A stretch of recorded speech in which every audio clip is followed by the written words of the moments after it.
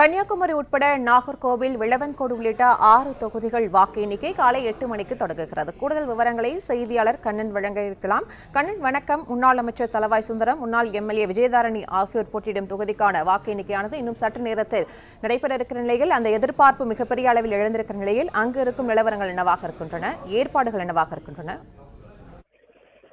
வணக்கம். அதாவது தமிழக சட்டப்பேரவை தேர்தல் வாக்கு எண்ணிக்கையானது இது சரியாக காலை 8 மணிக்கு தொடங்க உள்ளது. மொத்தமாக 62 மையங்கள்ல வாக்கு எண்ணிக்கை நடைபெற உள்ள நிலையில கன்னியாகுமரி மாவட்டத்தை பொறுத்தவரை 6 சட்டமன்ற தொகுதிகளுக்கான வாக்கு எண்ணிக்கையானது கோணம் அரசு பொறியியல் கல்லூரியில வைத்து நடைபெறுகிறது. குறிப்பாக கன்னியாகுமரி சட்டமன்ற தொகுதியில அதிமுக முன்னாள் அமைச்சரும் தற்போதைய எம்எல்ஏமான தளவாய் சுந்தரம் போட்டியிடுகிறார். அதே போல விளவங்கோடு சட்டமன்ற தொகுதியில 3 முறை காங்கிரஸ் எம்எல்ஏ இருந்த விஜயதாரணி தற்போது 4வது முறையாக பாஜக சார்பில் போட்டியிடுகிறார். இந்த 2 தொகுதியுமே பலத்த எதிர்பார்ப்பை ஏற்படுத்தியுள்ள நிலையில கோணம் அரசு பொறியியல் கல்லூரியில 3 அடுக்கு போலீஸ் பாதுகாப்பானது போடப்பட்டுள்ளது.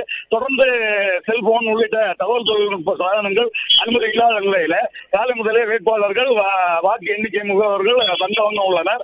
அவர்களை போலீசார் தீவிர சோதனைக்கு பின்னே அனுமதித்து வருகின்றனர். அதே போல நாகர்கோவில் சட்டமன்ற தொகுதியில பாஜக எம்எல்ஏ எம்.ஆர். காந்தியும் மீண்டும் போட்டியிடுகிறார். இதனால பலத்த எதிர்பார்ப்பை ஏற்படுத்தியுள்ளது. குறிப்பாக விளவங்கோடு தொகுதியில 4வது முறையாக முன்னாள் எம்எல்ஏ விஜயதாரணி போட்டியிடவில்லை. அவருக்கு எதிராக காங்கிரஸை சார்ந்த டி. பிரவீன் என்பவரும் போட்டியிடுகிறார். அதே போல தளவாய் சுந்தரத்துக்கு எதிராக நாகர்கோவில் மாநகராட்சி மேயர் மகேஷ் போட்டியிடும் நிலையில பலத்த எதிர்பார்ப்பை ஏற்படுத்தியுள்ளது. தொடர்ந்து வாக்கு எண்ணிக்கை முகவர்கள் பலத்த சோதனைக்கு பின்பு வாக்கு அனுமதிக்கப்பட்டு வருகின்றனர். பிளே ஸ்டோர் மற்றும் ஆப் ஸ்டோரில் இருந்து பாலிமர் செயலியை QR கோடு மூலம் பதிவிறக்கம் செய்யுங்கள். செய்திகளை உடனுக்குடன் பெறுங்கள்.